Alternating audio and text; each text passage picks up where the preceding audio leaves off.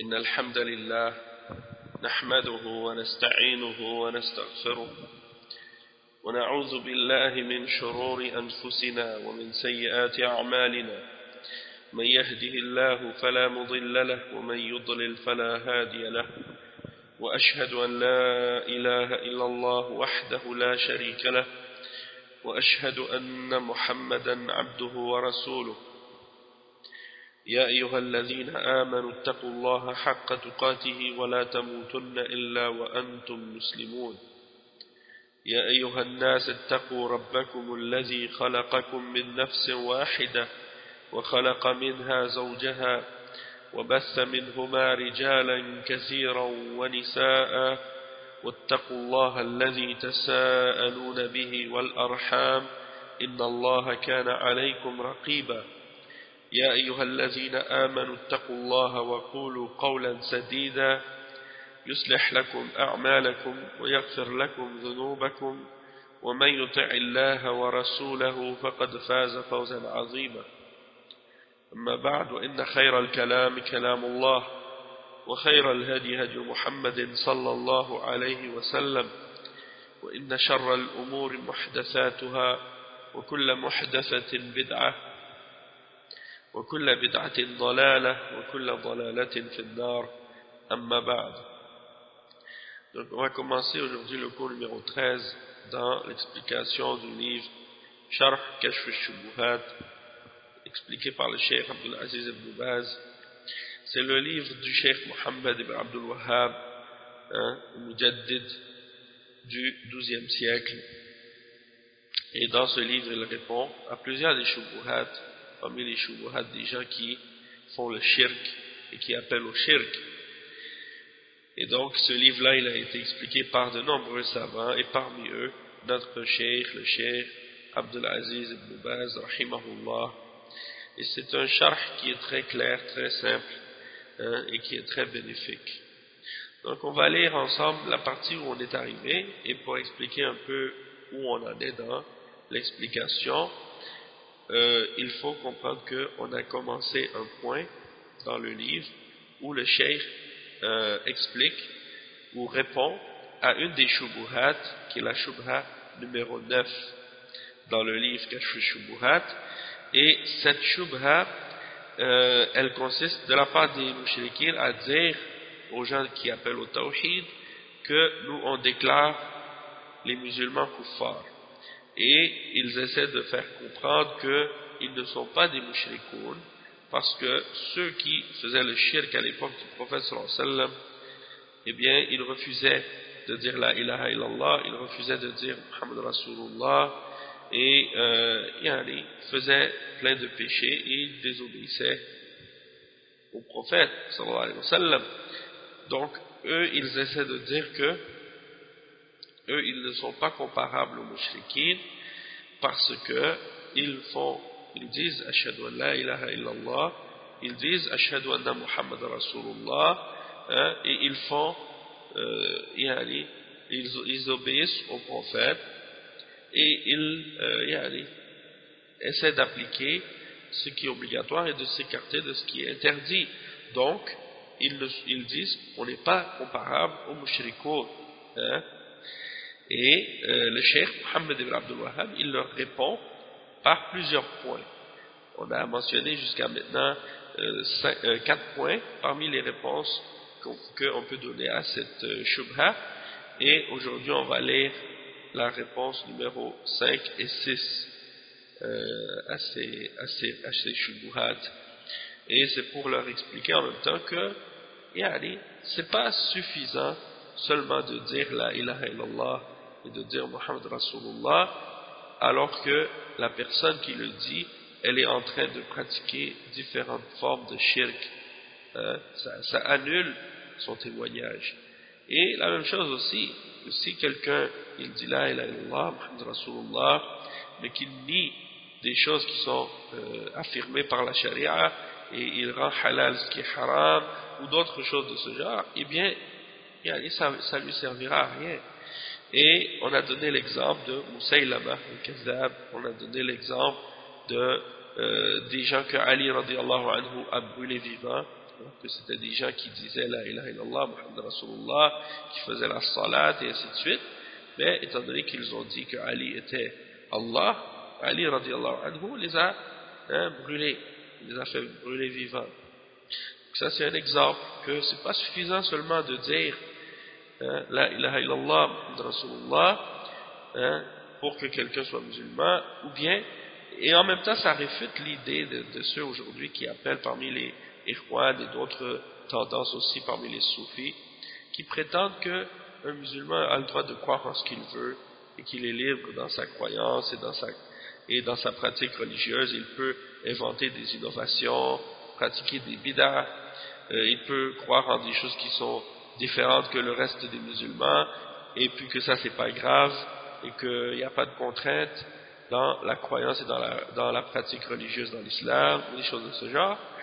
Eh bien on voit que l'exemple des Sahaba et l'exemple de nos Salaf al-Salih, elle prouve que ça c'est complètement faux, et ça c'est sans compter les preuves de la charia qui nous expliquent et qui nous montrent clairement que cette idée elle est totalement fausse. C'est l'idée que quelqu'un peut croire en ce qu'il veut et dire ce qu'il veut et faire ce qu'il veut du moment qu'il est musulman, du moment qu'il dit la ilaha illallah, et que personne ne peut lui dire quoi que ce soit ou l'empêcher de faire ce qu'il veut faire ou des choses de ce genre. Ça c'est totalement ridicule. Et même les kuffars, quand vous voyez par exemple chez les kuffars qui prônent la liberté individuelle et tout ça, même chez eux, tu vas voir par exemple que si tu es engagé dans un travail ou dans une compagnie, eh bien, ils vont t'exiger de respecter un code vestimentaire. Ils vont t'exiger de respecter certaines façons d'agir ou d'être. Et même parfois, par exemple, même dans l'armée des kuffars, par exemple, quelqu'un doit s'habiller avec un uniforme et faire telle ou telle chose. Et si quelqu'un dit « moi je suis libre et je ne veux pas mettre cet uniforme-là, ou je ne veux pas m'habiller de cette façon-là, ou je ne veux pas faire telle ou telle chose, j'ai ma liberté », eh bien le patron de cette compagnie ou le chef de cette organisation ou groupe ou quoi, eh bien ils vont lui dire « d'accord, tu es libre, dans ce cas-là, si tu ne veux pas faire les choses telles qu'on a décidées et suivre nos règles et nos applications, dans ce cas-là, tu vas sortir et tu vas être libre. Hein. Mais si tu es à l'intérieur, eh bien, tu dois respecter nos règles. Hein. C'est comme un chirurgien ou autre, il dit, moi, je vais faire l'opération sur le malade, mais je ne vais pas porter les vêtements qu'il faut porter pour faire une opération. Hein? Ou bien l'autre dans l'armée qui dit, moi, je vais faire telle ou telle chose, ou si on lui ordonne, il dit non, je ne le fais pas. Eh bien, il va se faire punir par les responsables de l'armée. Donc ça, c'est des exemples. Si c'est comme ça dans les lois des kuffars et dans le mode de vie des kuffars, pourquoi ça ne le serait pas dans la religion d'Allah subhanahu wa ta'ala? On ne laisse pas les gens dire pour faire ce qu'ils veulent. Et ceux qui sont responsables de corriger les problèmes et les erreurs des gens qui ont des erreurs dans leur aqidah ou qui ont des problèmes dans leur pratique religieuse, comme par exemple des gens qui refusent de faire la salat et qui doivent être jugés ou punis dans ces choses-là, les responsables de corriger ça, c'est les savants de l'islam et les ulama et les dirigeants dans les pays musulmans. C'est pas, bien entendu, le père dans sa maison aussi qu'il a une autorité, mais en même temps, c'est pas n'importe qui dans la rue qui peut appliquer certaines peines ou punitions dans la charia, c'est seulement le dirigeant musulman. Et je mentionne ça aussi parce que quand j'étais en Haïti, il y a certains frères avec qui j'ai discuté parfois et j'avais l'impression qu'ils avaient l'idée qu'ils pensaient que c'était permis pour eux d'appliquer la charia comme ça individuellement. Parce qu'il y a beaucoup de gens qui ont compris l'islam incorrectement de cette façon-là. Ils pensent que quand il n'y a pas un dirigeant musulman, ça veut dire que chacun par la suite il a la liberté ou le droit de faire appliquer les peines islamiques de lui-même. Et ça c'est totalement faux et incorrect. Mais c'est juste, j'ai mentionné ça juste pour donner un exemple et pour faire comprendre. Et un autre point aussi qui est important à comprendre par rapport à ces questions qui ont rapport à l'islam, sur la question par exemple de la contrainte dans certaines questions qui ont rapport avec l'islam pour les musulmans, quand ils refusent de pratiquer quelque chose ou qu'ils font quelque chose qui est haram et qu'on les punit, vous allez voir plusieurs kuffars parmi les chrétiens ou les juifs ou les laïcs ou les athées qui vont commencer à critiquer l'islam à cause de ça ou s'objecter. Et même, par exemple, dans l'Ancien Testament, chez les chrétiens et chez les juifs, vous trouvez des versets qui expliquent les règles de la charia de Moussa et comment il y a des punitions pour certains péchés, comment il y a des punitions et certaines règles à suivre, même la lapidation pour les gens qui font l'adultère, des choses comme ça. Toutes ces lois-là, ces règles-là sont mentionnées dans leurs livres et ils ne les appliquent pas. Les chrétiens ne les appliquent pas parce qu'eux, ils s'imaginent que Jésus est venu abolir ça. Donc ils ne les appliquent plus. Et les juifs, eux, ils les appliquaient plus déjà depuis longtemps. La raison pourquoi ils les appliquaient plus, c'est à cause de justement à cause de leurs ulama qui ont corrompu leur religion et qui ont interprété ça d'une manière à dire que ces lois-là, en fait, elles ne sont pas applicables pour de vrai, c'est des lois qui sont mentionnées comme ça dans la Torah, mais on ne peut pas les appliquer. Et une des raisons pourquoi ils ne peuvent pas les appliquer aussi, c'est parce qu'ils n'ont jamais établi un État établi sur la Torah. Et lorsqu'ils l'ont eu, lorsqu'ils ont eu un dirigeant qui appliquait les lois divines à l'époque de Daoud, à l'époque de Sulaiman, ils jugeaient selon la loi divine. Mais par la suite, qu'est-ce qui est arrivé? C'est qu'ils ont été écrasés par d'autres nations, d'autres peuples, et depuis cette époque-là, ils n'ont jamais réussi à établir la Torah par la suite, parce qu'ils se sont fait à chaque fois écraser, et par la suite ils sont allés se mélanger dans les différentes nations du monde, et ils ont mélangé leurs coutumes avec les coutumes des autres peuples, et ils ont commencé à réinterpréter leurs livres de manière à pouvoir vivre chez ces peuples-là sans appliquer leurs règles et leurs lois, les lois que Dieu leur avait données. Et donc aujourd'hui, ils ont complètement perdu leur religion, ils ne peuvent plus l'appliquer correctement, justement à cause de l'interprétation que ces savants-là ont faite pour justifier justement le fait de ne pas appliquer les lois divines. Tandis que les musulmans jusqu'à aujourd'hui, alhamdoulilah, on s'accroche tout le temps à ces lois-là et à ces règles-là, et encore aujourd'hui on a des pays comme l'Arabie Saoudite, alhamdoulilah, où on applique encore la charia, et jusqu'à la fin des temps, alhamdoulilah, il y aura toujours des musulmans qui vont continuer à appliquer ce qu'ils peuvent de la loi d'Allah subhanahu wa ta'ala. Donc c'est pour dire que il ne faut pas essayer de la part de ces kuffars, il ne faut pas qu'ils essaient de comparer l'islam avec le christianisme. Il ne faut pas qu'ils essaient de comparer l'islam avec le judaïsme. L'islam, c'est l'islam. Et quand ils parlent, eux, de laïcité et de religion, ils disent la religion c'est une chose personnelle, c'est quelque chose qui se vit par rapport à un individu, sa relation à Dieu, et que ça s'arrête là, c'est dans la sphère privée seulement. Ça s'applique ça s'applique aux religions autres que l'islam, parce que ces religions-là sont des religions comme ça. Même le judaïsme a des règles qui sont semblables à l'islam, mais ils les appliquent pas, ils les ont réinterprétés pour les déformer de leur sens réel. Tandis que les musulmans, non, on croit en ce qui est mentionné dans la révélation et on les applique. Et on n'a pas à les réinterpréter, puisque si on demandait à ces kuffars, par exemple, laïcs, est-ce qu'on peut prendre vos lois et votre code pénal et votre code civil et le réinterpréter à notre façon et dire que c'est symbolique, il ne faut pas le prendre littéralement, et que toutes vos lois dans vos livres que vous avez écrits avec vos propres mains, que vous avez inventées vous-même, dans lesquels vous rendez licite ce que Dieu a interdit et que vous rendez interdit ce que Dieu a permis et ordonné, hein, est-ce que vous accepteriez qu'on dise que ces lois-là ne doivent pas être prises littéralement et qu'on doit les interpréter selon nos désirs? Alors dans ce cas-là, il n'y aurait plus de lois, hein, et vous n'auriez plus de système juridique ou pénal. Eh bien, c'est la même chose pour nous les musulmans. On applique qu'est-ce qui a été révélé. Et qu'est-ce qui a été révélé par Dieu, c'est supérieur à toute autre chose que vous pourriez écrire avec vos mains ou inventer avec vos esprits. Hein, parce que l'esprit humain, elle est limité. Et l'être humain, il est ignorant par nature et faible. Et donc, ces lois sont toujours limitées. Et vont toujours amener des contradictions.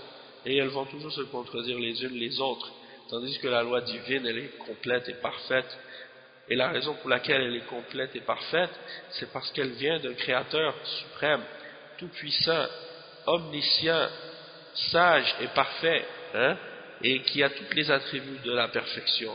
Et quand il ordonne et quand il révèle des choses, eh bien ça comprend et ça s'applique à toutes les époques. Bien entendu, pour être capable de l'appliquer à toutes les époques, il faut qu'il y ait des savants qui ont étudié ces règles-là et ces principes-là et qui connaissent les fondements de la charia et qui savent quand et comment les appliquer et de quelle façon les appliquer. Et donc si quelqu'un a compris ça par la suite, eh bien la question de qu'est-ce qu'ils ont compris, de qu'est-ce qu'ils disent par rapport aux religions et leur idée de laïcité, on comprend que c'est des choses qui s'appliquent, qui ne s'appliquent pas à l'islam. Parce que l'islam est particulier, l'islam est différent des autres religions. L'islam n'est pas seulement une question de spiritualité et une croyance dans le cœur. L'islam, c'est un système complet de principes, de croyances, de pratiques, de règles, de lois. Et donc, on le prend tout, hein, et on y croit en entier, et on applique ce qu'on peut appliquer de ces lois-là, et c'est un ordre que Allah nous a ordonné de suivre. Donc c'est juste un petit point que je voulais expliquer comme ça en commençant. Parce qu'il y en a qui ne comprennent pas ça, ces principes-là. Dans l'islam, par exemple, il y a des règles qui nous enseignent comment faire la paix, comment faire la guerre. Est-ce que les chrétiens ont des règles comme ça dans leurs livres, hein, dans le Nouveau Testament, par exemple? Non, parce qu'ils ont séparé, hein, les règles de l'Ancien Testament et du Nouveau Testament. Et ils n'appliquent plus les règles de l'Ancien Testament. Donc, si ils font la guerre selon des lois humaines qu'ils ont inventées eux-mêmes. Hein? Et c'est pour ça qu'ils font toutes sortes d'atrocités, et qu'ils ne respectent pas les hommes. Et qu'ils se sont inventés des lois maintenant pour savoir comment agir avec les prisonniers, comment agir avec les gens dans la guerre. Tout ça, c'est des choses qui ont été clarifiées dans le Coran et dans la Sunna depuis plus que 1400 ans. On n'a pas eu besoin de faire ça à une époque moderne parce que ces choses-là existaient déjà pour nous, hein, dans notre religion. Donc notre religion, c'est pas seulement une question de prière et de jeûne, même si ces choses-là sont les bases de la religion, hein, c'est des choses primordiales et fondamentales dans la religion, mais également dans l'islam il y a des règles qui comprend également tous les aspects, différents aspects de la vie, hein, et de la guerre et de la paix et autres aussi, hein. Et c'est pour ça que les koufars, quand ils entendent parler du djihad, par exemple, eh bien ils sont surpris, ils disent mais comment une religion peut enseigner par exemple la guerre, ou peut enseigner le combat ou le fait d'utiliser les armes? Eh bien parce que l'islam c'est pas une religion justement comparable aux autres, hein? Et c'est la religion d'Allah, c'est la religion de Dieu, c'est la religion des prophètes, c'est la religion qui a été appliquée et enseignée par tous les messagers que Dieu a envoyés sur la terre, depuis Adam jusqu'à Jésus, jusqu'à Muhammad sallallahu alayhi wa sallam, et tous les autres prophètes, Moïse, Abraham, Jacob, Isaac. Ils ont tous enseigné ces règles-là et ces principes-là et ces croyances-là. Donc, ceux qui ont suivi la religion de ces prophètes-là, eux, ils comprennent qu'est-ce que signifie réellement la religion. Tandis que ceux qui suivent, par exemple, des religions qui ont été fabriquées par l'homme, comme le christianisme, ou le judaïsme aujourd'hui, ou bien les autres religions inventées par l'homme aussi, qui adorent des idoles et qui adorent autre que Dieu, ou qui croient en la Trinité, ou des choses comme ça, ou qui prient des choses inertes, ou qui croient en des esprits ou en des djinns. Toutes ces religions-là sont des religions fausses et inventées par le shaitan, par le diable, pour les égarer. Et donc, s'ils se basent sur ces religions-là comme étant des références pour juger l'islam, c'est normal qu'ils vont faire une injustice à l'islam, parce que l'islam n'est pas comparable à ces religions-là, et on ne peut pas la comparer. Donc, tant qu'ils ne vont pas comprendre ça, ils ne vont pas comprendre la réalité de l'islam et des musulmans, et ils ne cesseront pas d'avoir des problèmes avec justement la façon dont ils doivent mettre les choses en perspective par rapport à l'islam et aux musulmans. Hein. Et on pourrait en parler plus longtemps, mais on va commencer tout de suite notre cours, Inch'Allah. Donc le cheikh Muhammad ibn Abdul Wahhab, rahimahullah, il dit, comme réponse en numéro 5 à la shubha numéro 9, donc on a dit qu'il y avait 9 réponses, hein, le cheikh il donne 9 réponses. Là on va lire la réponse numéro 5 ensemble, Inch'Allah. Et ça c'est la suivante. ويقال أيضا بنو عبيد القداح الذين ملكوا المغرب ومصر في زمان بني العباس كلهم يشهدون أن لا إله إلا الله وأن محمدا رسول الله ويدعون الإسلام ويصلون الجمعة والجماعة فلما أظهروا مخالفة الشريعة في أشياء دون ما نحن فيه أجمع العلماء على كفرهم وقتالهم وأن بلادهم بلاد حرب وغزاهم المسلمون حتى استنقذوا ما بأيديهم من بلدان المسلمين. ويقال أيضا, et maintenant, donc là j'ai lu le point numéro 5 et je vais lire le point numéro 6 puis après on va les traduire tous les deux.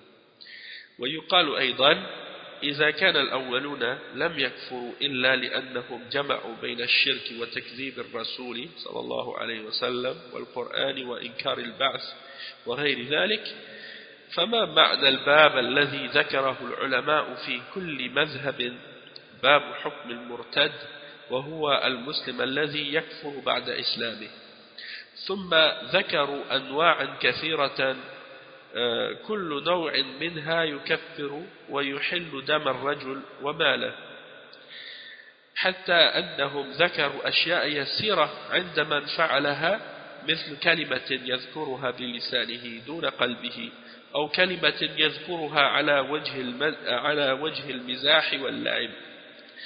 Donc maintenant je vais traduire les deux points. Le point numéro 5, on peut également leur dire que Banu Ubayd al-Qaddah sont ceux qui font partie de la secte des Ubaydiyoun. Ceux qui ils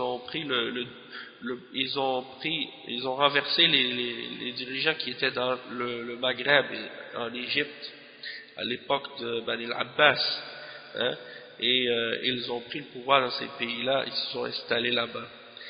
Et ce sont des hérétiques comme les Ismaïliya, hein, et les Batiniyoun. Ce sont des gens qui ne croient pas en l'islam, ce sont des kuffars. Tous les savants de l'islam, ils ont déclaré kuffars. De même que les Fatimiyoun, les Fatimides en Égypte. Hein. Donc c'est des gens qui font partie des sectes comme les Ismaélites et les Druze, les Nusayriya, tous ces groupes ésotériques et hérétiques. Le cheikh il dit, ils ont pris une grande partie des pays musulmans à cette époque. Et bien, ils témoignaient tous de la ilaha illallah, de Muhammad Rasulullah. Hein? En apparence, ils disent ça. Et ils prétendent être musulmans, et ils font la salat, et ils font le jumu'ah, et ils prient en groupe. Mais, étant donné qu'ils ont contredit la charia dans plusieurs choses qui sont moins graves que qu'est-ce qu'on est en train de mentionner là, comme par exemple, moins graves que les exemples de shirk qu'on est en train de mentionner de la part des mouchriquins, les savants, à cette époque-là, se sont tous mis d'accord que c'était des kuffars et qu'il était obligatoire de les combattre. et que leurs pays étaient des pays en guerre contre les musulmans, c'était des bilad harb, et les musulmans les ont combattus jusqu'à ce qu'ils réussissent à sauver ces pays-là de la main de ces hérétiques-là pour les libérer d'eux et pour que ces pays-là reviennent entre les mains des musulmans. Donc ça c'est un point important et un argument très fort pour montrer à ces gens-là que c'est pas suffisant seulement de dire la ilaha illallah Muhammad Rasulullah et de faire la salat et prier le Jumu'ah et prier la Jama'a. Yani, si tu contredis la charia dans d'autres aspects des fondements de l'islam, eh bien ça annule tout ça. Le point numéro 6, c'est de dire que également si on dit que les premiers parmi les mouchriquins, ceux qui faisaient le shirk à l'époque du prophète sallallahu alayhi wa sallam, que eux leur kufr c'était uniquement par le fait que ils ont fait le shirk et en même temps ils ont nié la prophétie du prophète sallallahu alayhi wa sallam et qu'ils ont rejeté le Coran et qu'ils ont renié la résurrection et d'autres choses de ce genre.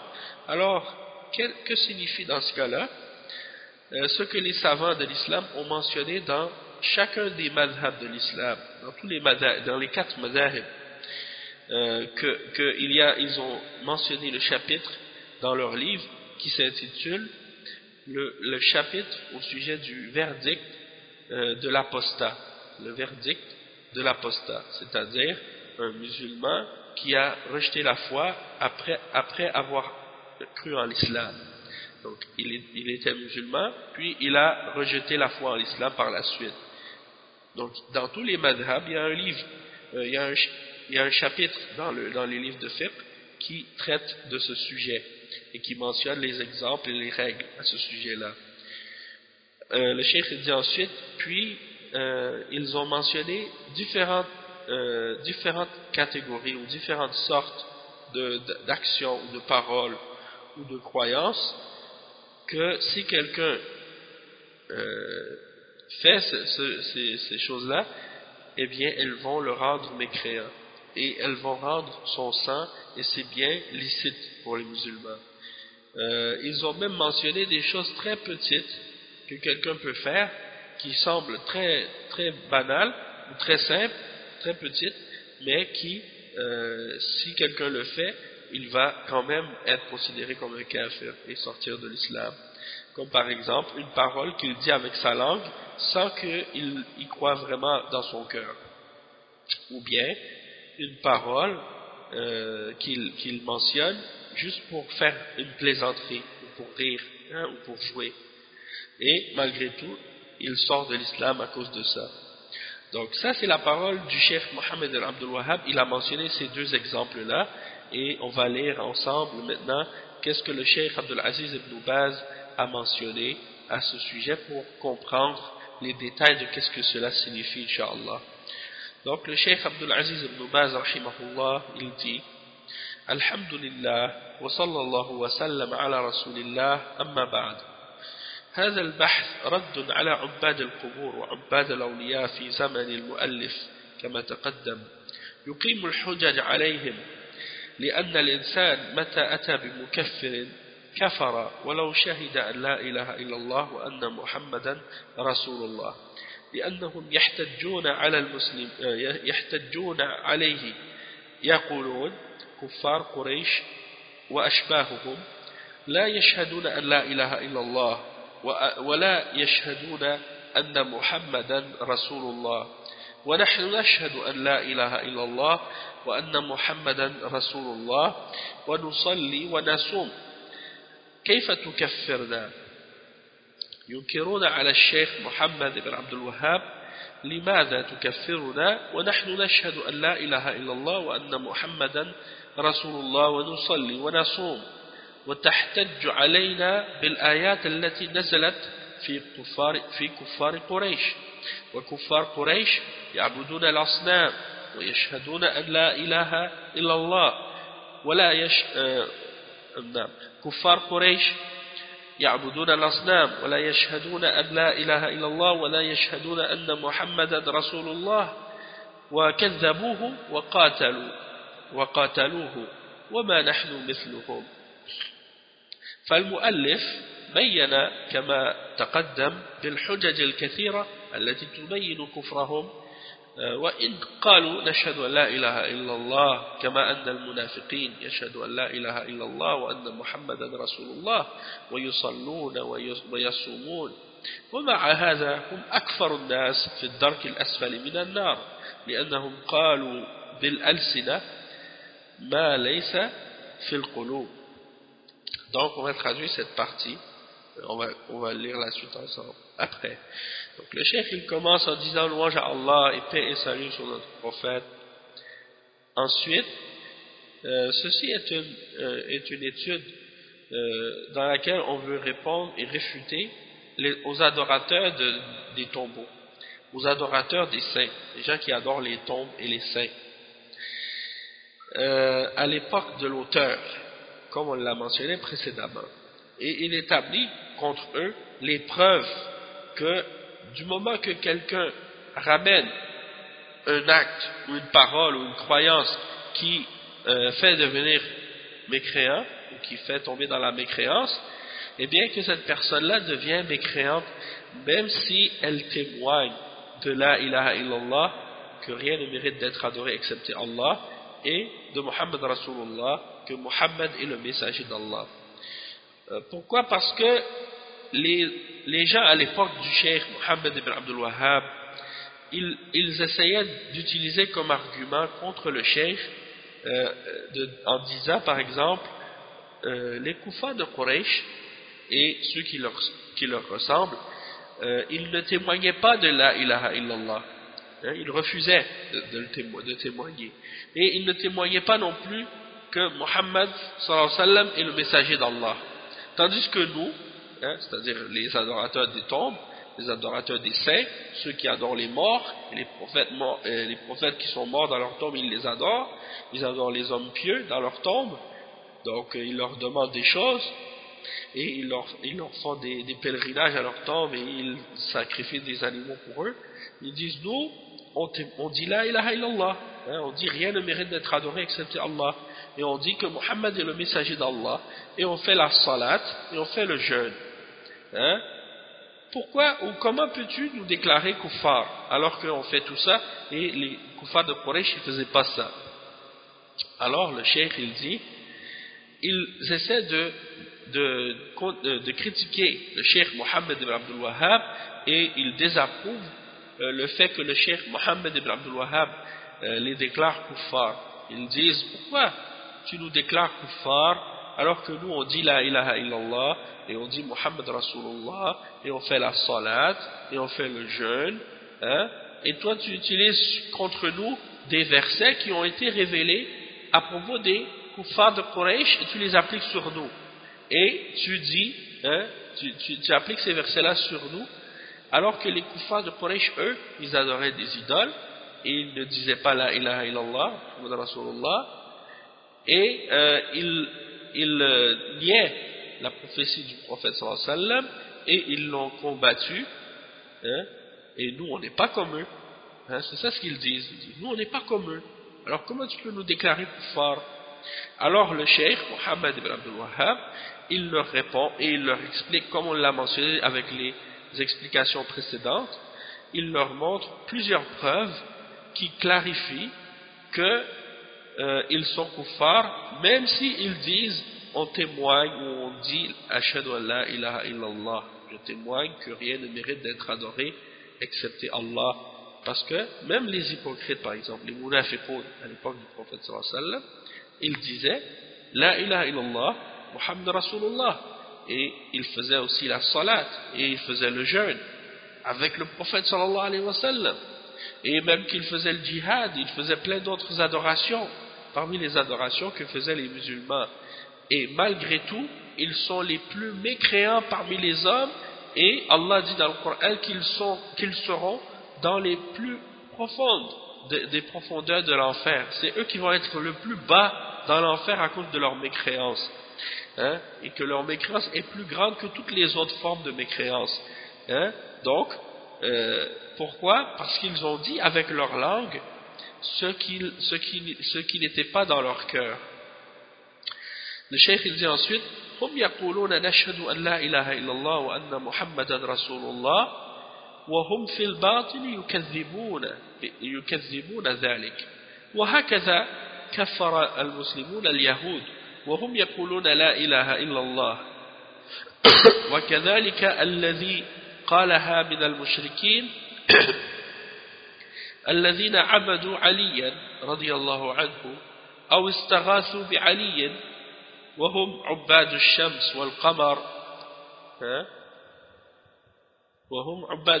والقمر ونحو ذلك لأنهم جعلوا الآلهة مع الله جعلوا آلهة مع الله وإن صلوا وصاموا. Donc le cheikh il dit, eux ils disent, nous les munafiqoun, ils disent, on témoigne que rien ne mérite d'être adoré excepté Allah, et on témoigne que Muhammad est le messager d'Allah. Alors qu'à l'intérieur d'eux-mêmes, ils nient ça, ils rejettent ça, ils n'y croient pas. Et donc, à cause de ça, ce sont des kuffars. Et c'est la même chose, la même raison pour laquelle les musulmans ont déclaré les juifs kuffars, malgré qu'ils disent la ilaha illallah. Les juifs disent, rien ne mérite d'être adoré excepté Allah. Et pourtant, ils disent ça, ils rejettent ça de d'autres manières, en adorant Uzair ou en adorant d'autres que Allah, parmi les saints et les hommes pieux. Et ils font des pèlerinages à leur tombe, et ils cherchent la bénédiction de ces hommes pieux-là. Donc ça c'est des exemples de shirk de la part des juifs.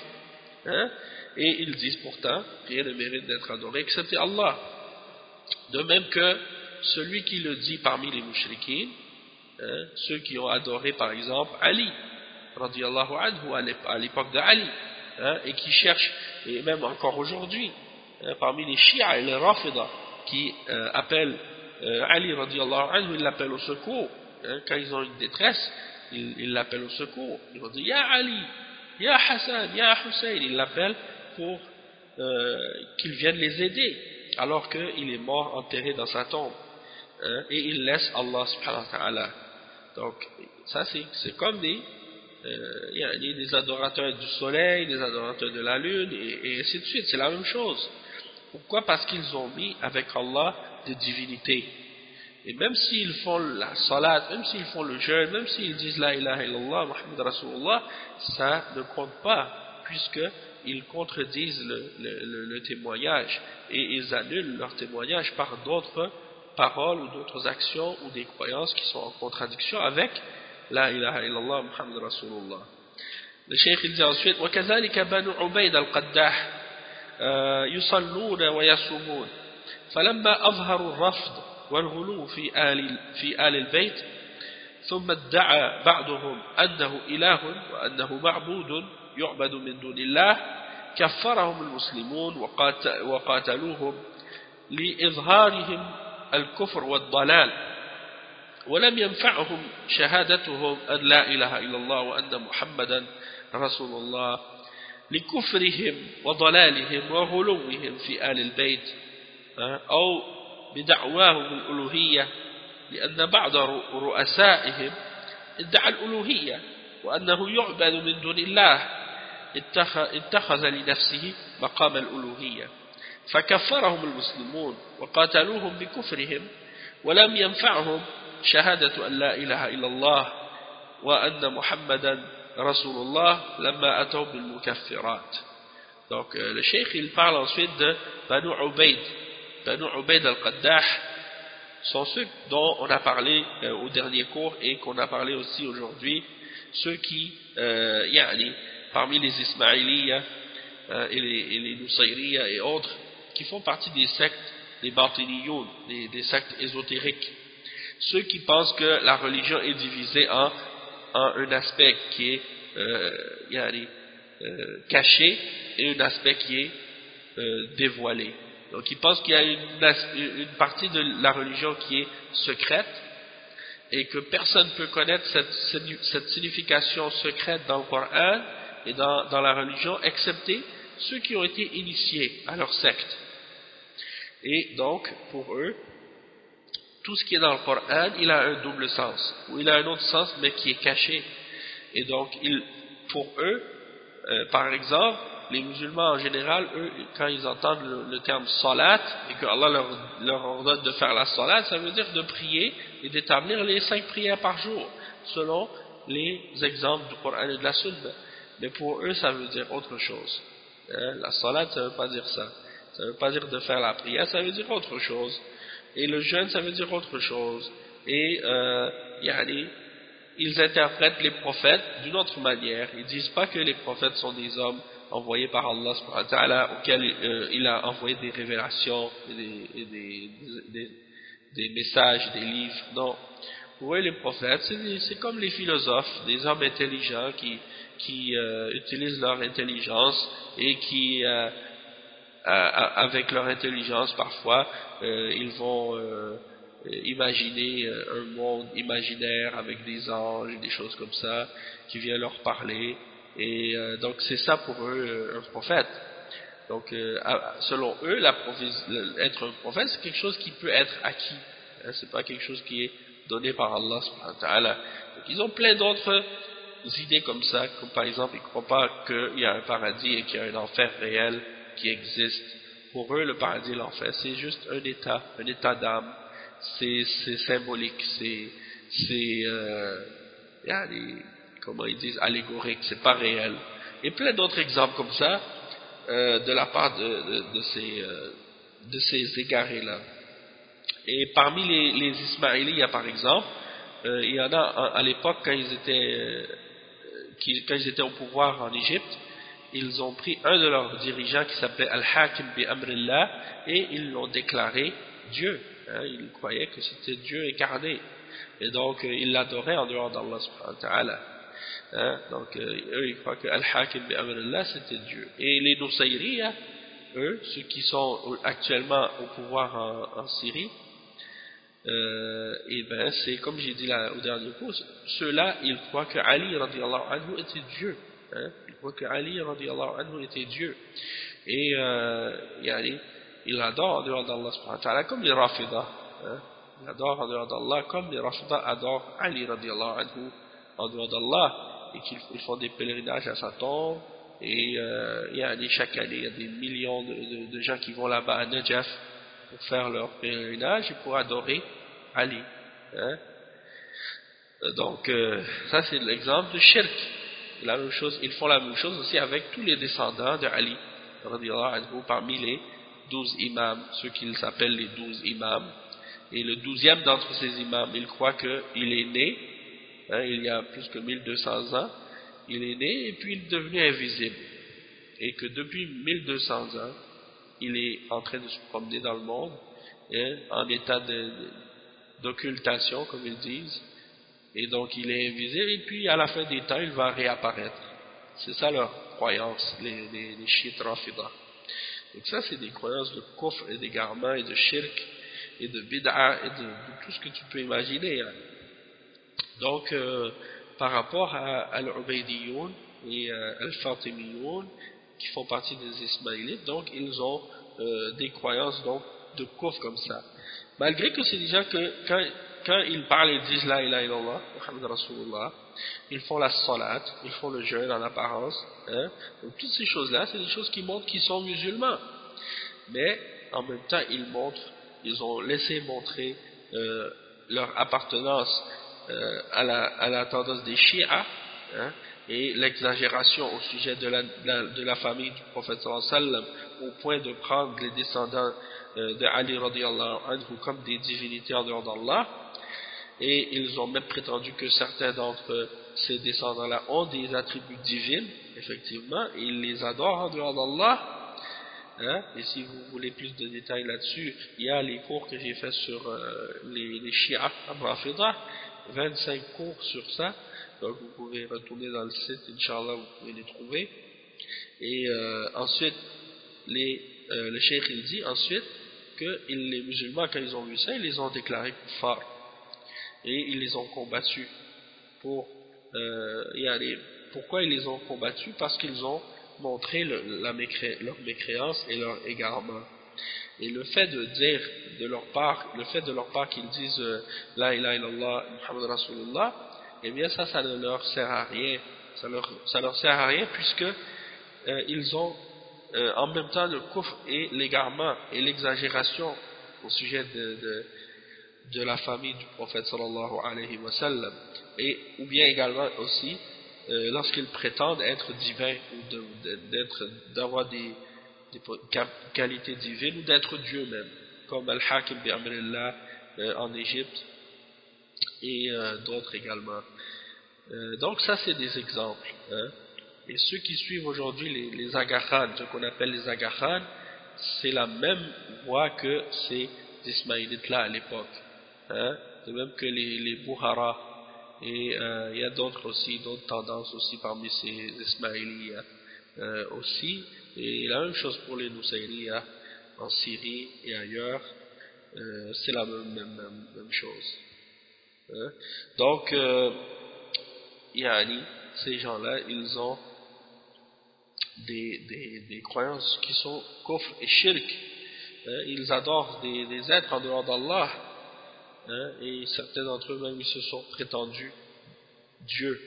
Donc ça c'est pour cette raison-là que les musulmans les ont déclarés kuffar et qu'ils ont combattu ces gens-là pour leur mécréance, et le fait d'avoir prononcé ou témoigné de la ilaha illallah et de Muhammad Rasulullah ne leur a servi à rien tant qu'ils ont justement ramené des exemples de choses qui sont kufr, yani qui les font sortir de l'islam.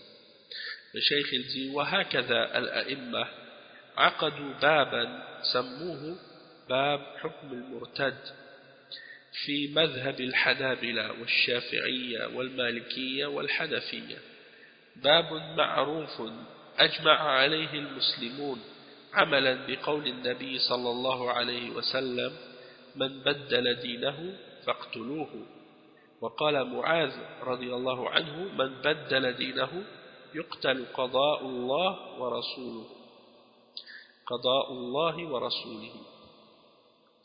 فلما أسلم اليهودي ثم ارتد فقدم معاذ على أبي موسى وهو موجود عندهم يستتيبونه، قال معاذ لا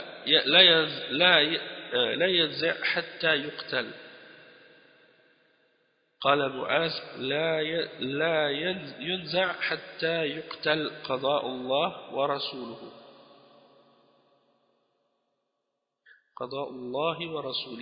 يعني بدل دينه. وهكذا من أقر بالإسلام ثم أتى بمكفر بينوا رحمهم الله في باب حكم المرتد أنه يكفر وإن صلى وصام ولو شهد أن لا إله إلا الله. مثلا إنسان يصوم ويصلي ثم يسب الله ورسوله يكفر وإن صلى وإن صام.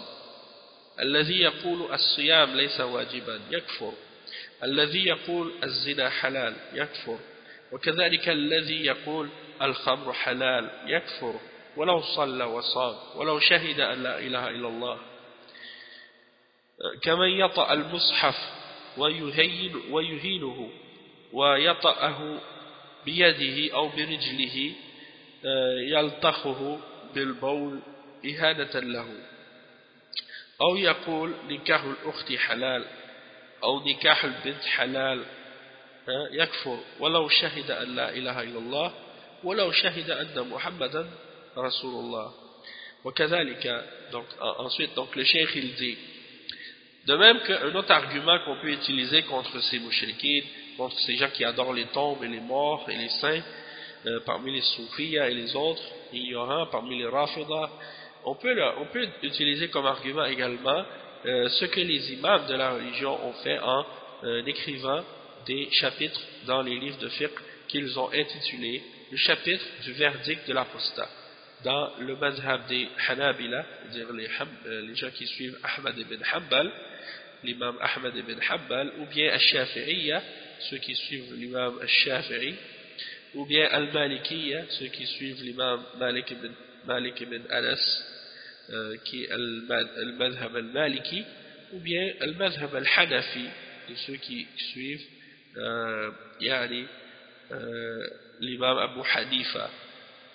Donc dans tous les livres de ces différents madhahib, on connaît très bien ce sujet-là, et c'est quelque chose un sujet sur lequel tous les musulmans sont d'accord. Il n'y a pas de divergence entre eux sur cette question-là, et ils ont établi ce principe-là sur le hadith du prophète sallallahu alayhi wa sallam qui est rapporté par Al-Bukhari, qui dit: celui qui change sa religion, tuez-le. C'est l'ordre d'exécuter l'apostat, c'est-à-dire celui qui quitte la foi après avoir cru.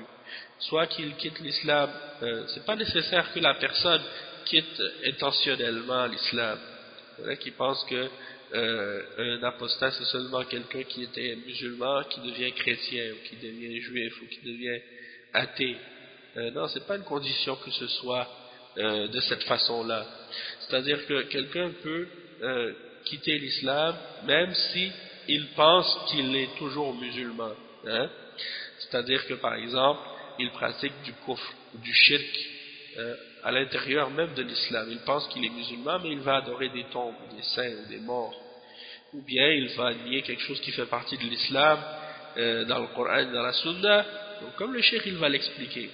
Et il mentionne un autre exemple d'un hadith aussi qui est rapporté dans l'exemple de Mu'az ibn Jabal lorsqu'il est arrivé au Yémen. Il a expliqué ça. Il a dit: celui qui change sa religion, il doit être exécuté. Ça c'est le jugement, le verdict d'Allah et de son messager. Mu'az ibn Jabal a dit: il doit être exécuté, c'est le jugement d'Allah et de son messager. Et lorsque un juif s'était converti à l'islam puis qu'il a apostasié, Mu'az est arrivé au Yémen et il a dit à Abu Moussa et à ceux qui étaient là présents avec lui, ils essayaient de lui parler pour il lui demandait de se repentir, et Mu'adh ibn Jabal a dit qu'il n'allait pas bouger de sa place tant qu'il ne serait pas exécuté. C'est le verdict d'Allah et de son messager.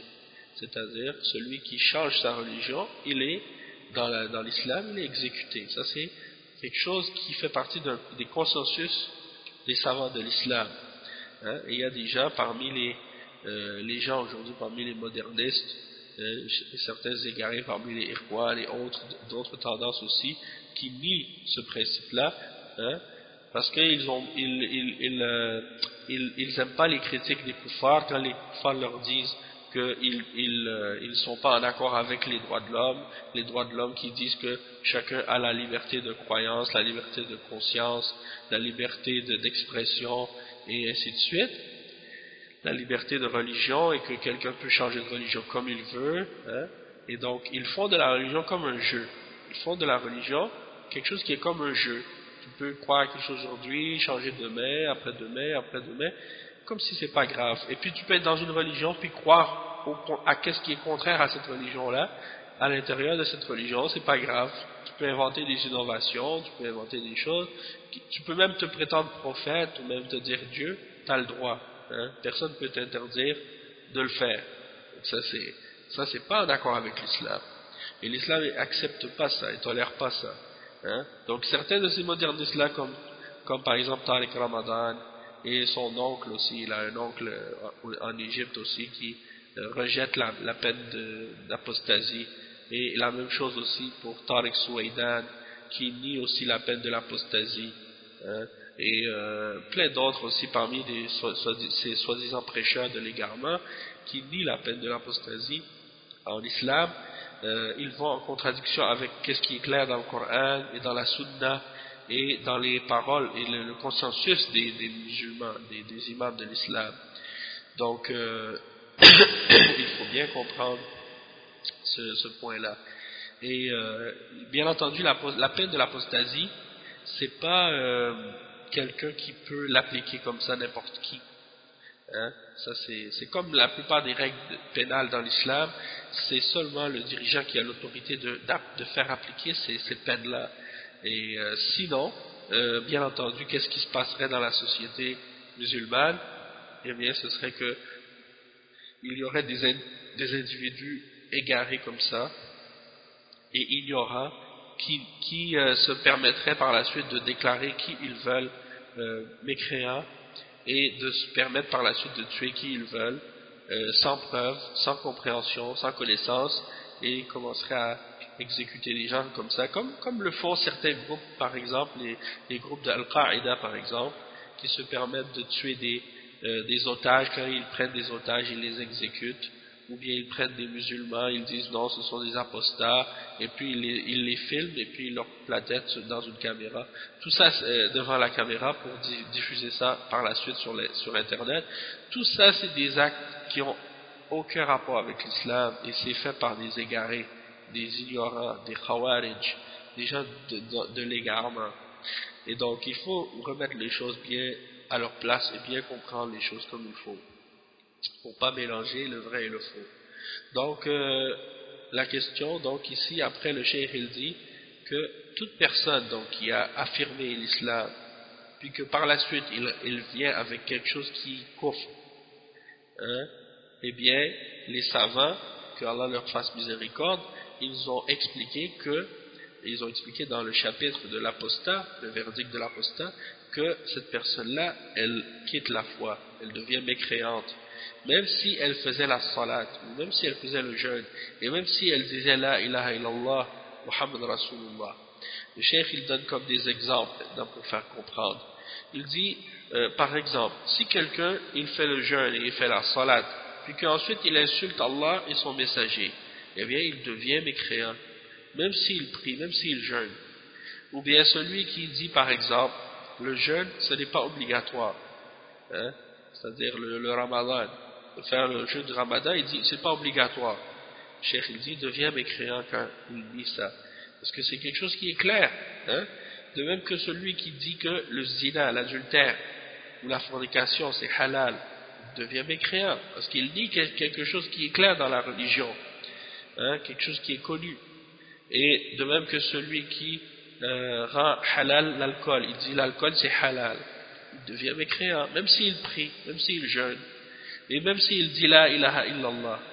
De même que celui qui prend un mushaf par exemple, une copie du Coran, puis qu'il met son pied dessus, ou bien qu'il le rabaisse, qu'il l'humilie, qu'il le rabaisse, qu'il le traite avec il le traite de façon irrespectueuse, comme par exemple il marche dessus dans le but de le rabaisser, et ou bien il le prend avec sa main ou avec son pied, et il met de l'urine dessus par exemple pour le rabaisser ou pour l'humilier.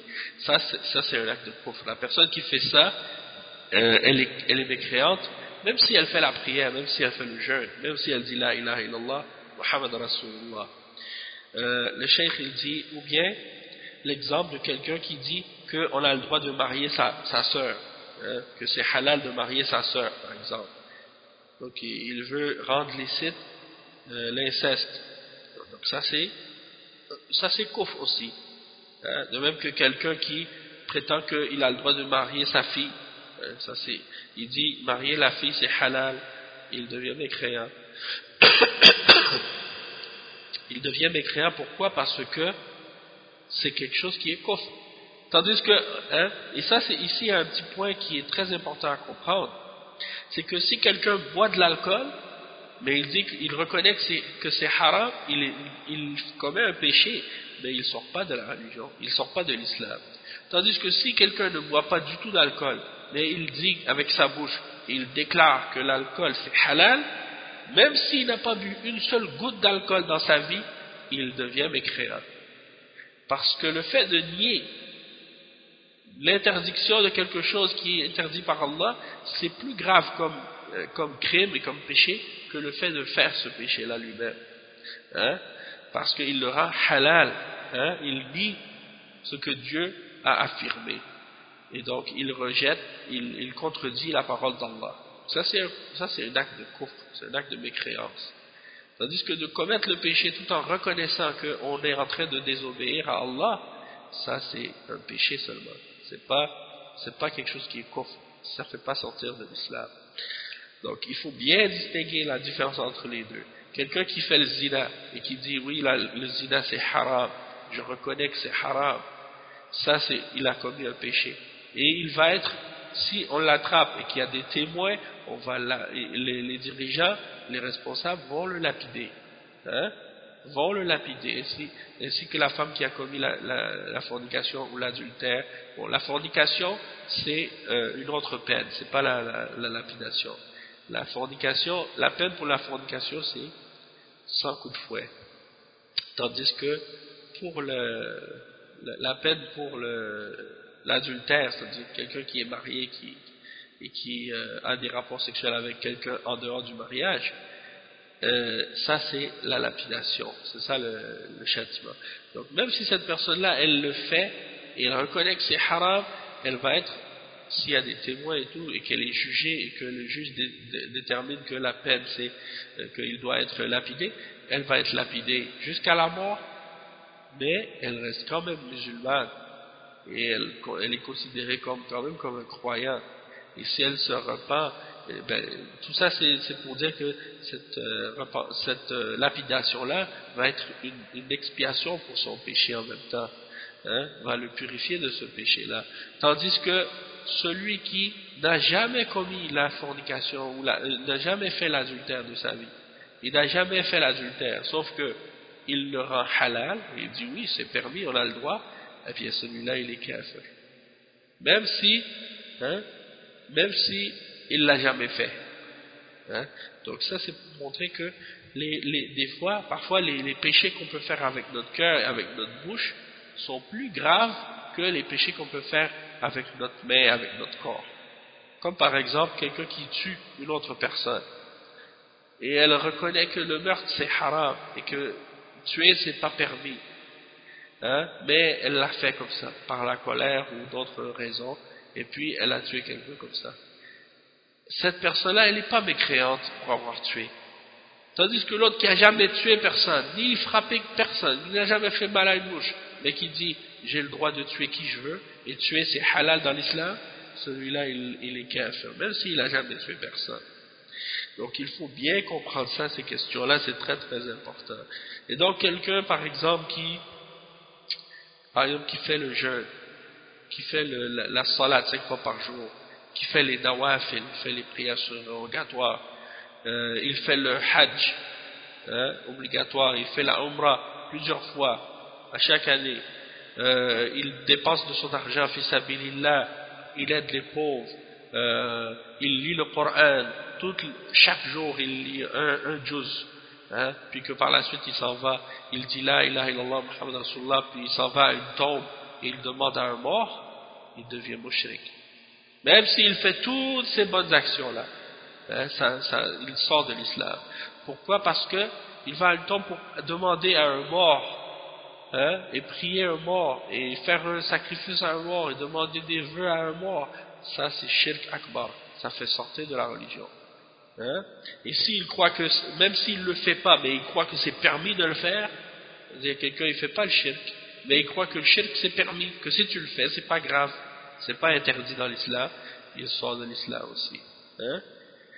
Donc ça c'est important de bien comprendre le danger de ce genre de choses-là. Et c'est pour ça que la bid'a est plus dangereuse même que le péché, que le simple péché. Parce que la bid'a, c'est de rendre licite quelque chose qui n'est pas légiféré en islam.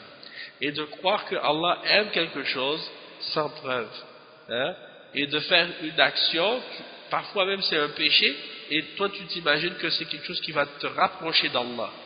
Comme par exemple ceux qui fêtent la naissance du prophète Mohammed sallallahu alayhi wa sallam. Ça c'est une bid'a, et que les gens sont en train de pratiquer en ce moment, parce que c'est la période à peu près dans laquelle ils pensent que le prophète sallallahu alayhi wa sallam était né, donc ils font ça chaque année. Et ça c'est quelque chose qui n'a jamais été pratiqué, ni par les sahaba, ni par les tabi'in, ni par les tabi'in. Et aucun des 4 imams des madhahib, Abu Hanifa, Malik, Shafi'i et Ahmad, ils n'ont jamais fait la fête du prophète sallallahu alayhi wa sallam. De même que l'imam al-Bukhari et Muslim et Abu Daoud, et An-Nasa'i, et At-Tirmidhi, et Ibn Majah, et l'imam Ahmad dans sa Musnad, et de même que les autres imams de hadith, aucun d'entre eux, on n'a jamais entendu parler de leur part de la fête du prophète sallallahu alayhi wa sallam. Tout ça, c'est des choses qui ont été inventées justement à l'époque de ceux qu'on vient de mentionner tout à l'heure, les Al-Ubaydiyya et les Fatimiyya. C'est à leur époque que l'adoration des tombes et des morts est apparue dans le monde musulman, et c'est à leur époque également qu'est apparue la fête ou la célébration de la naissance du prophète sallallahu alayhi wa sallam, par imitation des chrétiens qui fêtaient Noël, et des choses de ce genre. Donc ils ont voulu imiter ça et faire comme eux. Et hier j'étais dans une mosquée, avant hier j'étais allé prier dans une mosquée, et l'imam dans la khutbah il a menti à propos d'Allah et de son messager, et il a dit que le prophète sallallahu alayhi wa sallam, il a dit que Allah a créé la première chose, c'était la lumière, et que il a créé le prophète Mohammed sallallahu alayhi wa sallam de cette lumière. Et il a dit que il disait que c'était rapporté par Al-Bukhari et que c'est rapporté dans les Sunan. Ce hadith-là n'est pas rapporté nulle part dans Al-Bukhari et il n'est pas rapporté dans les Sunan. C'est un hadith mawdou', fabriqué, qui n'a aucune part d'authenticité, ce hadith. Et il y a aussi d'autres hadiths qu'il mentionne, et il se base sur ces hadiths qui sont fabriqués pour essayer de dire que le prophète sallallahu alayhi wa sallam, il était un être de lumière, il n'avait pas d'ombre, quand il marchait à Médine, il n'avait pas d'ombre, ou des choses de ce genre. Il y a toutes des superstitions et des fausses croyances qui n'ont aucun rapport avec l'islam, et de dire que Allah a créé le monde entier pour le prophète Mohammed sallallahu alayhi wa sallam, alors que c'est pas ça qui est mentionné dans le Coran, hein? Donc tout ça c'est des choses qui sont basées sur des hadiths fabriqués, et eux ils tiennent à ces hadiths là comme si c'était une bouée de sauvetage, mais étant donné que c'est des hadiths faibles et fabriqués, c'est même pas des hadiths faibles, c'est des hadiths fabriqués, c'est-à-dire ils n'ont même pas d'isnad ces hadiths, et eux ils se basent là-dessus comme si c'était des preuves, hein? Et ils ont plein de shubuhat, des fausses croyances et des superstitions au sujet de ça, et ils font qu'est-ce qu'ils appellent la hadra, hein? Ils dansent entre eux, puis ils chantent, puis ils se balancent entre eux, ils font des mouvements au rythme du tambour comme ça, et ils pensent qu'ils sont en train de célébrer la fête du prophète sallallahu alayhi wa sallam, et parfois même ils vont chanter des anachides ou des poèmes, et dans ces poèmes il y a des paroles de roulou, d'extrémisme et de shirk, hein, à l'égard du prophète sallallahu alayhi wa sallam, comme le poème qu'ils appellent Al-Burda, hein, dans lequel ils disent par exemple وَإِنَّ مِنْ جُودِكَ الدُّنْيَا وَضَرَّتَهَا وَإِنَّ مِنْ عُلُومِكَ عِلْمُ اللَّوْحِ وَالْقَلَمِ. Donc ils prétendent que ce monde ici-bas et l'autre, ça fait partie des merveilles du prophète sallallahu alayhi wa sallam. Comme ils disent qu'ils pensent que Dieu a créé le monde pour le prophète sallallahu alayhi wa sallam. Et ils disent وَإِنَّ مِنْ جُودِكَ الدُّنْيَا وَضَرَّتَهَا وَإِنَّ مِنْ عُلُومِكَ عِلْمُ اللَّوْحِ وَالْقَلَمِ. Ils disent que parmi ta science, il y a la science de la table et de la plume et des tables préservées. Donc ça c'est la science d'Allah subhanahu wa ta'ala, et il l'attribue au prophète sallallahu alayhi wa sallam. Ça c'est shirk. Ça c'est shirk dans l'asma wa sifat. Et c'est un shirk akbar, hein, qui fait sortir de l'islam. Si quelqu'un croit que le prophète Mohammed sallallahu alayhi wa sallam connaît le ghaib, hein, et qu'il a la science d'Allah et qu'il connaît la science de la plume et des tables préservées, c'est un mushrik, un kafir. C'est pas un musulman qui croit ça, hein. Et ils disent aussi dans une autre partie de ce poème, il dit Ya akram al-khalqi ma li man alouzu bihi siwaka inda hulul al-hadith al-imami, ou quelque chose comme ça, yani, en voulant dire que ô toi la plus noble des créatures, qui aurais-je autre que toi pour me réfugier vers elle lors de l'événement de la grand rassemblement ou quelque chose comme ça, au jour de la résurrection. en voulant dire qu'il cherche le refuge en le prophète sallallahu alayhi wa sallam au jour de la résurrection, hein, au lieu de demander le refuge d'Allah et la protection d'Allah. Ça aussi c'est du shirk. Il y a plein d'autres exemples comme ça dans des poèmes de ces soufiyines qui tombent dans le ghulou à propos du prophète sallallahu alayhi wa sallam et à propos de leurs saints et à propos de leur shuyukh, et ils font même du shirk avec eux. Donc ces gens-là, même s'ils disent la ilaha illallah Muhammad Rasulullah, ça ne veut rien dire pour eux, ça ne veut rien dire pour Allah subhanahu wa ta'ala, parce qu'ils font le shirk en même temps. Et ils rendent halal ce qui est haram, et ils font beaucoup d'autres problèmes.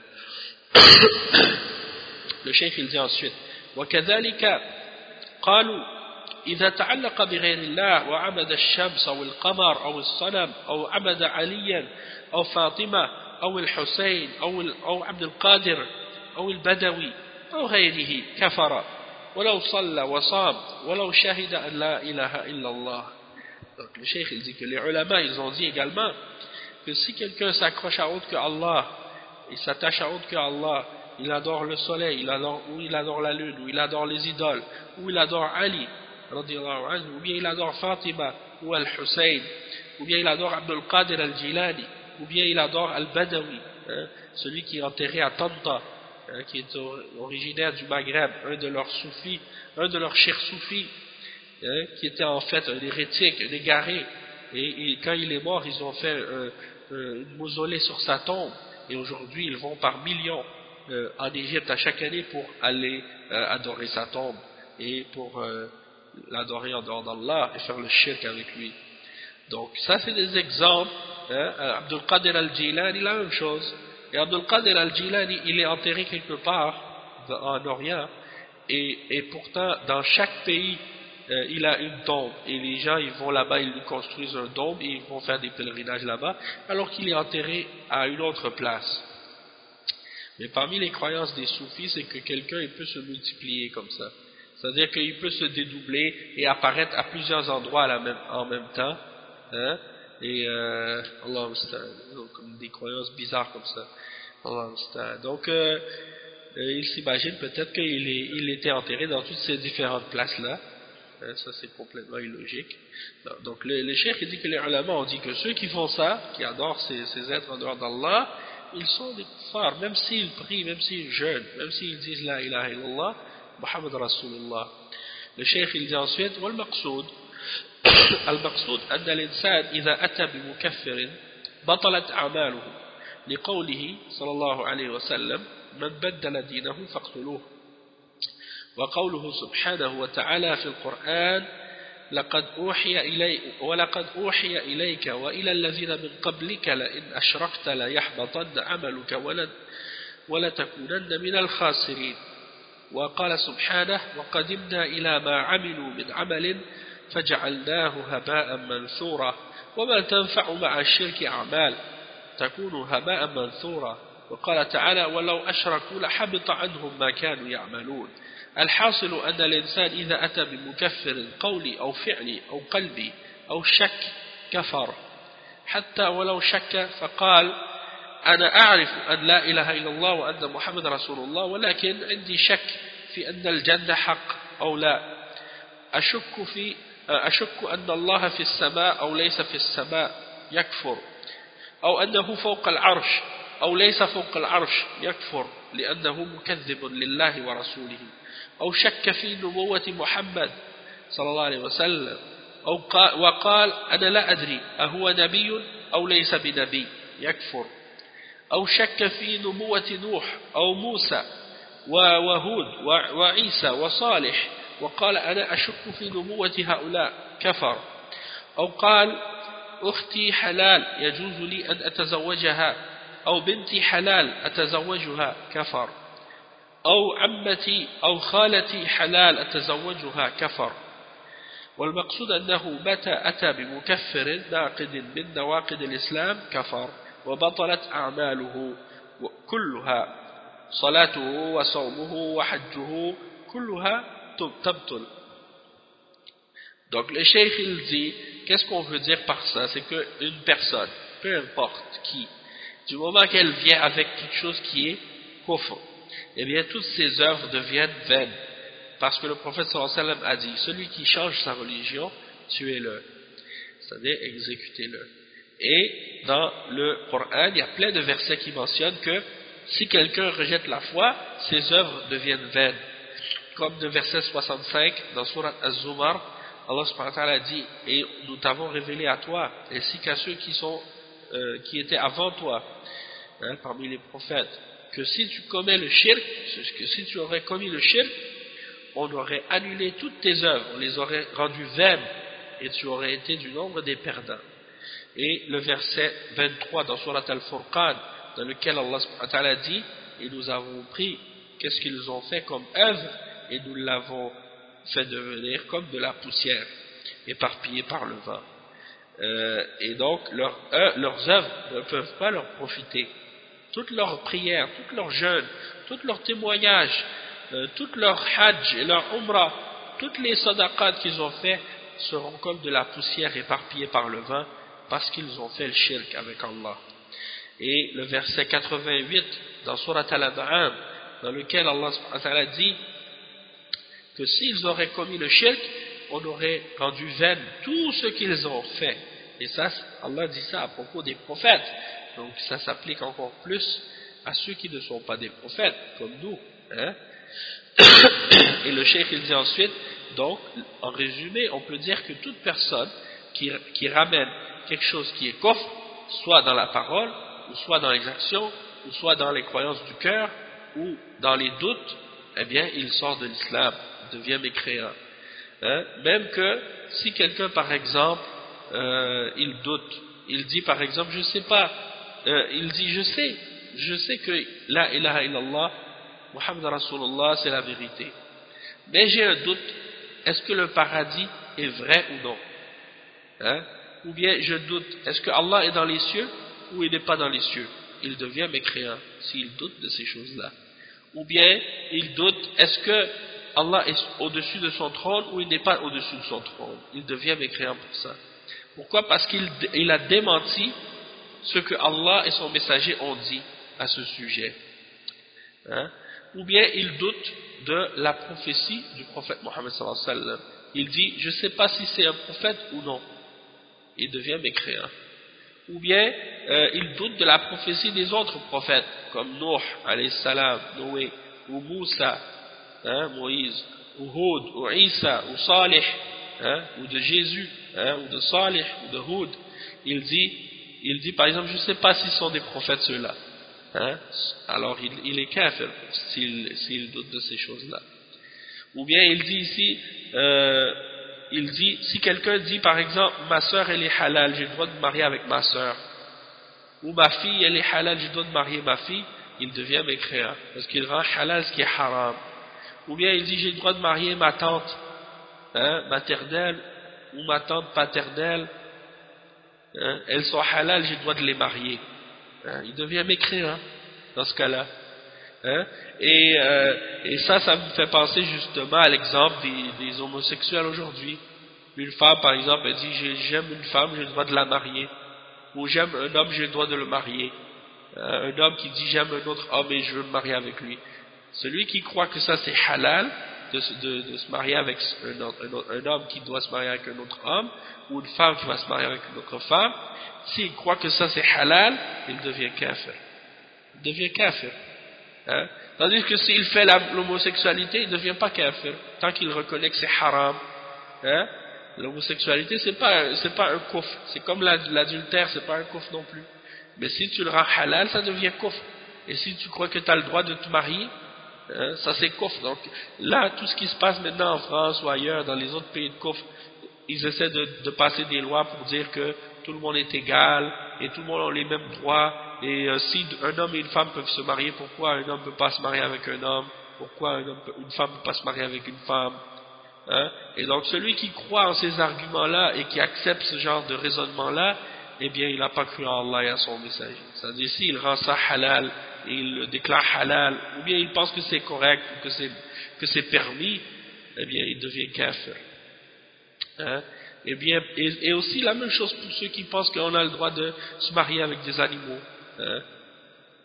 Il va se marier avec un chien ou avec son chat ou avec ça. S'ils permettent ça, s'ils croient que c'est permis de se marier avec des animaux, c'est des koufars, la même chose.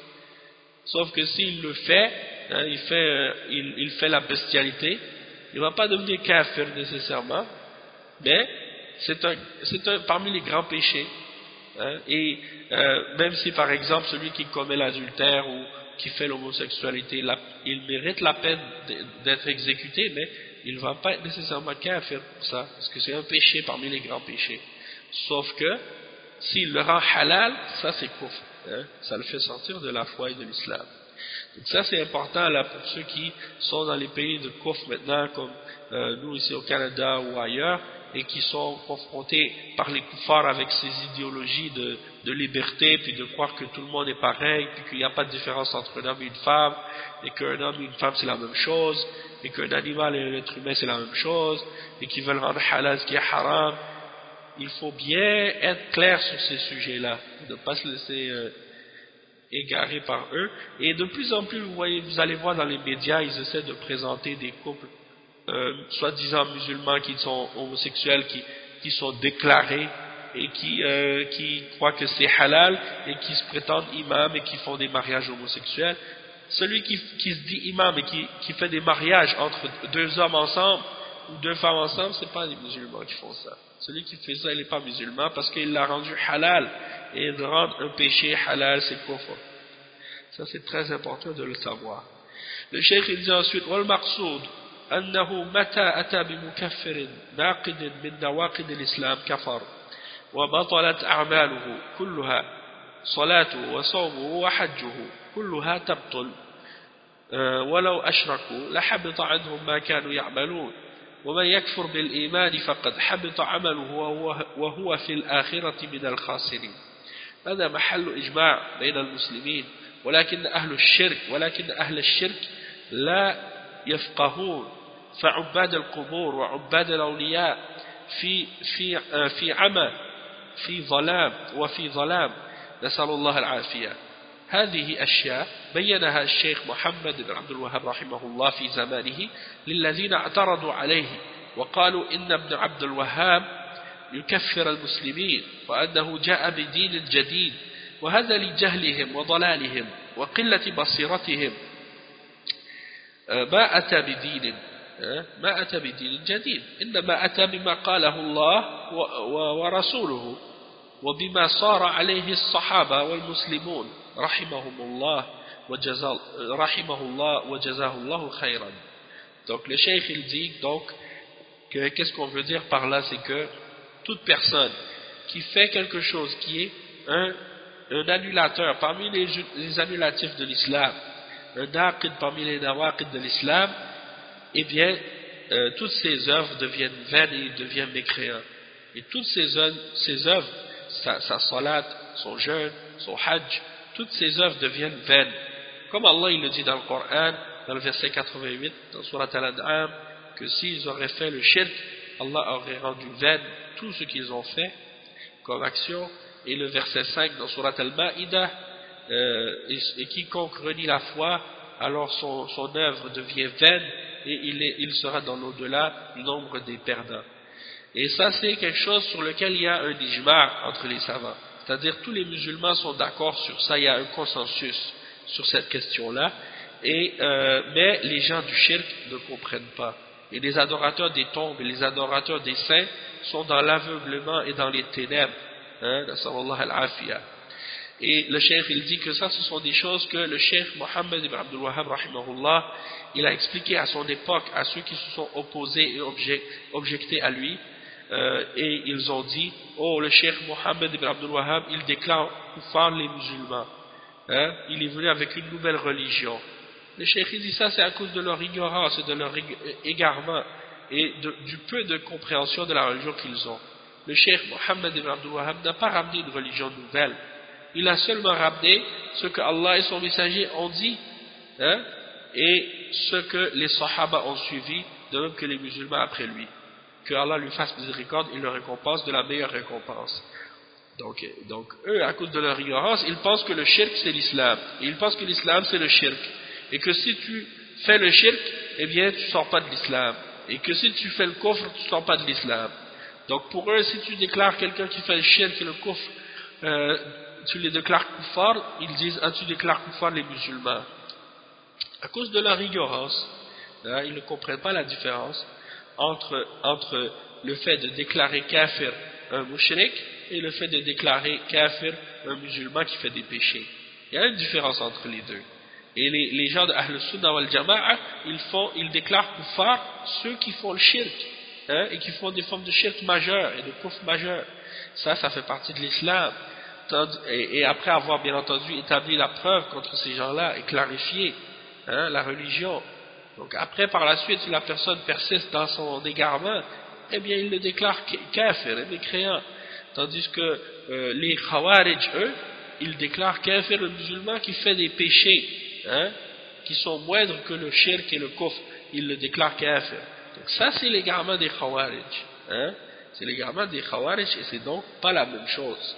Il ne faut pas mélanger entre les gens qui appellent au tawhid et à la sunna et qui s'accrochent à la voie d'Ahl Sunnah wal Jama'a et des salafs, et ces gens-là parmi les Khawarij qui déclarent kuffar des musulmans parce qu'ils commettent des grands péchés moindres que le shirk et le kufr, et ils pensent que ce sont des choses qui font sortir de l'islam.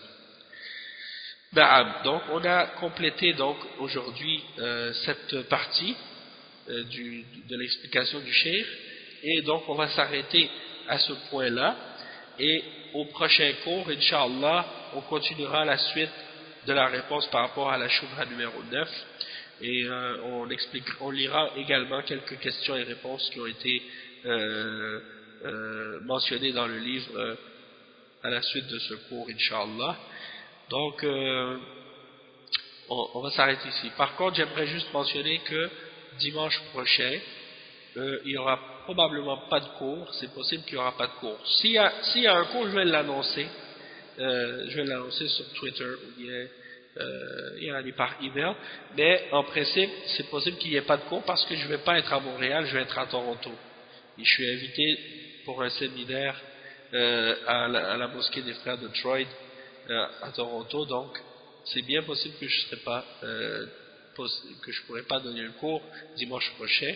Sinon, on se retrouvera la semaine d'après, Inch'Allah.